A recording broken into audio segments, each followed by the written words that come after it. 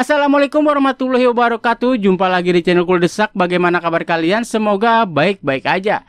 Drama pemain warisan dari negeri tetangga ternyata masih berlanjut guys. Kali ini yang diklaim adalah Iggy Houben. Banyak para netizen Malaysia ini mengklaim kalau Iggy Houben ini memiliki perikatan darah dari neneknya yang berasal dari Malaysia. Ya seperti biasa, sebelum mulai videonya jangan lupa ditekan tombol subscribe sebagai tanda perkenalan. Langsung aja kita mulai videonya. Hello, Assalamualaikum semua. Apa khabar? Okay guys, hari ini aku nak menjawab lah komen-komen. Lepas tu ada orang DM aku tentang Iggy Houben ya, pemain keturunan Malaysia, Belanda yang menghasratkan diri beliau, menawarkan diri beliau untuk mewakili Malaysia.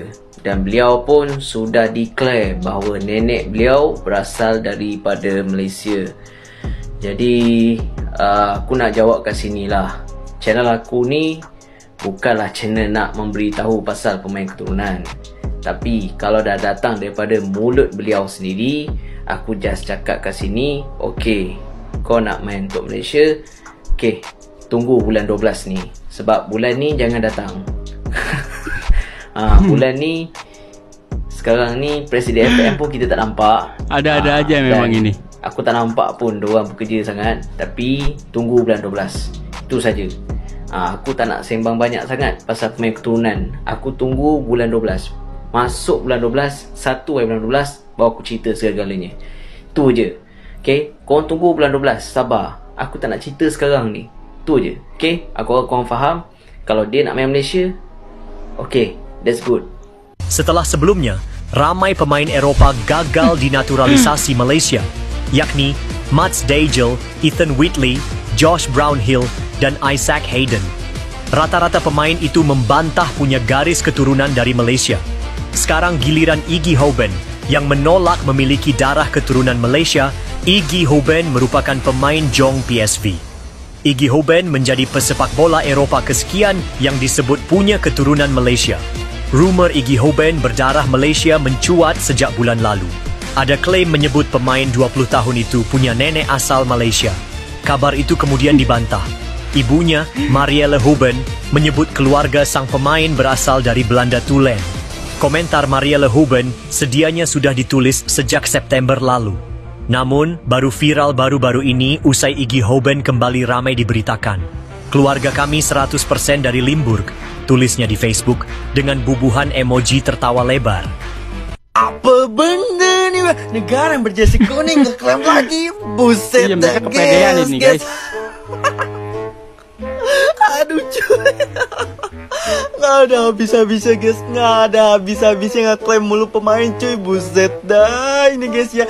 Di bulan ini guys, di bulan Desember ada 3 klaim guys. Ada 3 klaim dan ada akhirnya guys. Semua pemain ketiga-tiganya klarifikasi semua cuy. Buset dah, yang pertama siapa? Ada Isaac Hayden guys. Yang kedua siapa? Ada ini juga guys, Josh Brownhill guys. Yang ketiga siapa ini guys? Yang baru guys, namanya Iggy Houben cuy. Buset nih guys, klarifikasi guys. Klarifikasi cuy. Buset, cetus juga nih menurut gue ya klarifikasi guys. Dia bilang guys, Malaysia harusnya nih guys, Malaysia where? Harusnya gitu ya. Malaysia, our family is 100% Limbuk. Buset dah, nggak ada Malaysia acan guys. Nggak ada Malaysia-Malaysianya guys. Dan dia pun 100% dari Limbuk sih. Buset dah, udah paling bener guys. Udah paling bener. Malaysia rekrut aja main kacukan Jepang hijau. Udah pasti jelas silsilahnya. Kalau kita lihat dalam page semuanya bola grup tu, rata-rata cerita dalam minggu ni adalah cerita tentang FR Future Talents. Apa sebenarnya page ni dan apa yang menyebabkan orang trigger sangat dengan FR Future Talents? Kalau aku lihat daripada penceritaan Kesian, orang, guys, bahawasanya FR Future Talent ni merupakan satu page yang scouting pemain-pemain heritage, iaitu pemain warisan berdarah Malaysia. Oh, ini dia Jadi kena prank secara mereka nih logiknya guys. kita dapat lihat page ini membantulah skuad Harimau Melaya untuk scouting tim-tim player-player berdarah warisan Malaysia yang bermain di liga yang kompetitif di luar negara. Banyaklah nama-nama yang diperkenalkan situ. Contohnya macam yang baru-baru ni yang menyebabkan page itu turn off, orang kata, bila Josh Brownhill itu sendiri memberi kenyataan bahawa dia ni bukan orang Malaysia. Aduh. Tapi cerita ni bukan setakat ini sahaja yang menyebabkan orang trigger. Yang menyebabkan orang trigger, sebelum ini page itu telah membuat satu akses premium untuk dapatkan info ataupun maklumat secara pantas dan cepat daripada diorang dengan melanggan Telegram. Masuk dalam grup Telegram diorang tu kena bayar RM15. Maksudnya korang akan jadi subscriber ataupun user yang premium. Iya, harus dapat bayar. berita-berita cerita tentang pemain warisan yang ada di Malaysia. Cloud, tapi sekarang ni dah mula duit sebab dia dah buka Telegram berbayar.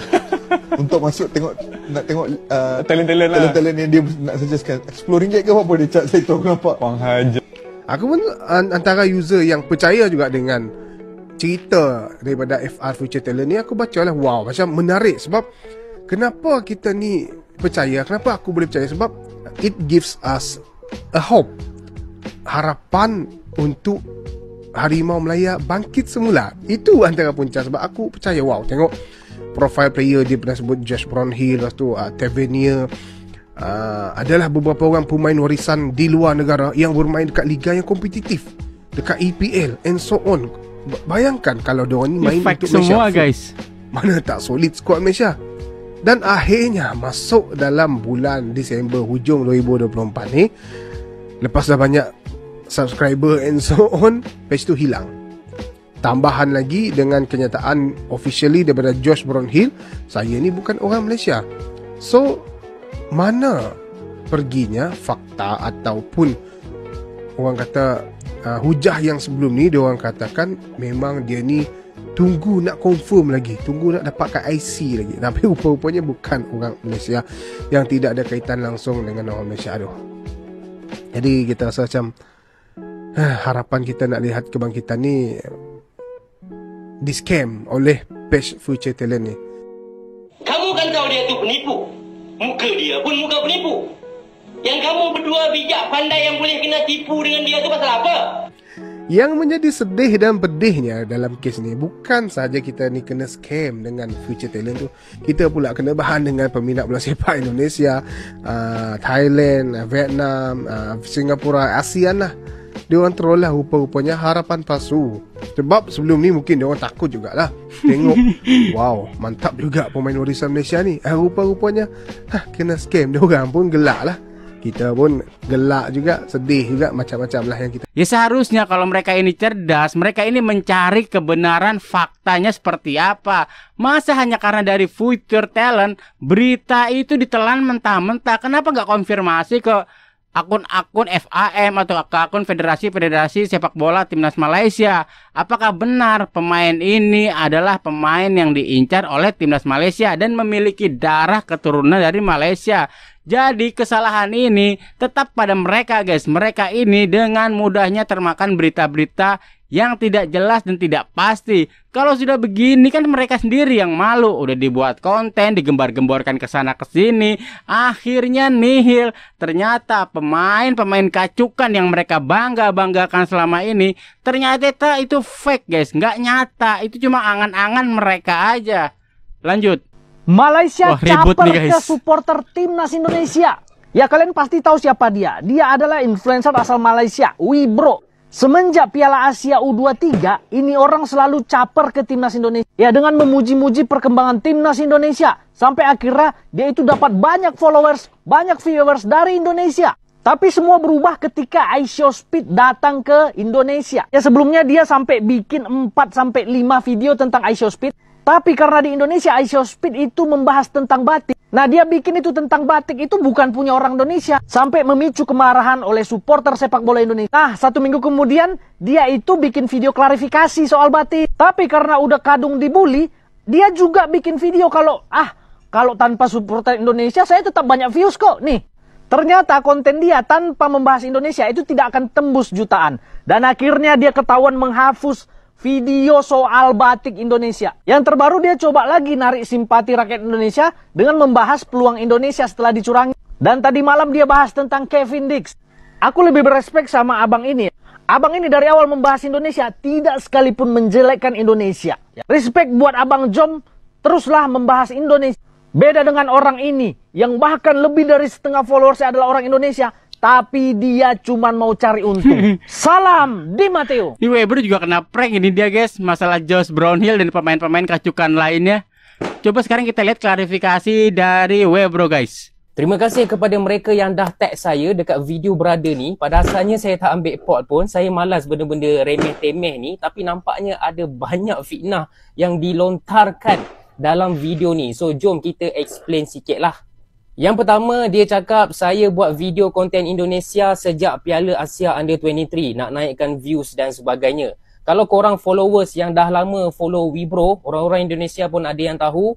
Kita buat konten Indonesia ni bukan daripada Piala Asia Under-23. Kita buat konten Indonesia sejak tahun lepas. Sejak Piala Asia yang senior team. Yang Indonesia kalah pun kita cover juga. Yang menang pun kita cover. Okey, jadi jangan nak tabuk fitnah sesuka hati. Kata saya baru je buat konten Indonesia. Hello, saya dah buat lama lah.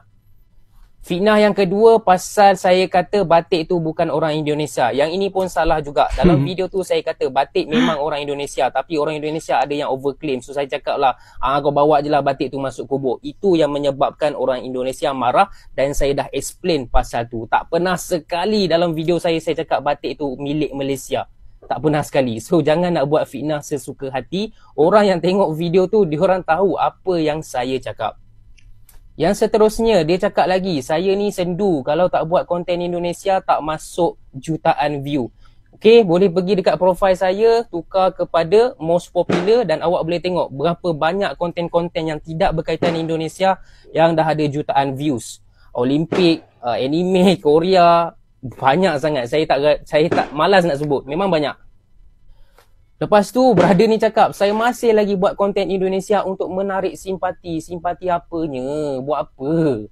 Saya ada 4 TikTok account yang saya jaga sekarang ni dan Wibro sebenarnya salah satu account yang saya tak ambil pot pun. Saya post, baca komen sikit-sikit and then saya move on ke account lain. Account-account lain tu saya buat affiliate, buat sales dan sebagainya. Account-account yang itu jauh lebih penting daripada Wibro ni. Wibro ni banyak free content tau. Kita buat content ni, views bukan memberikan duit pun. So saya tak kisah orang nak tengok ke tak nak tengok ke, itu sekati diorang lah. Okay, jangan nak kata saya tarik simpati ke apa, I don't care. Dan nasihat saya untuk brother ni yang saya stitch video ni, tolonglah get a life. Okay, banyak lagi topik-topik menarik yang boleh dibahaskan pasal Indonesia, timnas, futsal, Erick Thohir, pemain-pemain baru dan sebagainya. Dia nak juga sibuk-sibuk bahas pasal Wibro. Tolonglah get a life. Muka pun dah macam orang tua, dah ada 3 anak. Tolonglah tolonglah. Saya tahu akaun awak tak banyak followers. Mungkin awak tengah cari followers dengan menggunakan Wibro. I don't care. But banyak lagi topik menarik pasal Indonesia yang boleh dibahaskan. Tak perlu bahas pasal Wibro. So itu saja guys. Memang banyak gila fitnah, benda tak betul yang brother ni sebut dalam video dia. So saya harap saya dah clarify everything. Itu saja guys. Macam biasa, yang nak support Wibro boleh tekan butang follow dan boleh tekan butang follow dekat brother ni juga sebab dia pun perlukan followers juga. Okay, thank you. Dalam dunia konten kreator, hal ini tuh sudah biasa terjadi guys. Jadi bukan hal baru lagi ya, senggol-senggolan, cubit-cubitan, jambak-jambakan. Jadi itu sudah terbiasa. Dan kalau menurut gua, kesalahan dari Bang Webro ini adalah membahas tentang batik. Ya dimana dalam klarifikasinya Bang Webro ini menyatakan dengan perkataan yang tidak enak di hati ya, yang membuat dia ini dibully atau dihujat para netizen Indonesia. Emang kalau gua dengar-dengar, emang kalau gua lihat, dan sebelum video dia dihapus tentang batik itu gue juga sempat nonton ya, kalau Bang Webro ini memang perkataannya nggak pantas untuk diucapkan guys ya. Apalagi followers dia, penonton dia itu ada juga dari orang-orang Indonesia, mungkin banyak dari Indonesia. Seharusnya Bang Webro ini lebih menjaga dan kalau menurut gue dan seharusnya Bang Webro ini menjaga setiap perkataannya. Lanjut. Oke guys, cukup sampai sini dulu videonya. Jangan lupa tekan tombol subscribe sebagai tanda perkenalan. Sampai jumpa di video selanjutnya. Assalamualaikum warahmatullahi wabarakatuh.